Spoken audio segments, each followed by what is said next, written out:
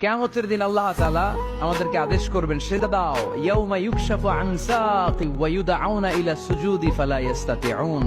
বলবে সিজদা দাও। আমরা যারা সিজদা দিয়েছি, আমরা আল্লাহু আকবার বলে সিজদা দিয়ে আল্লাহর দেখায় দেব, কত সুবহানাল্লাহ।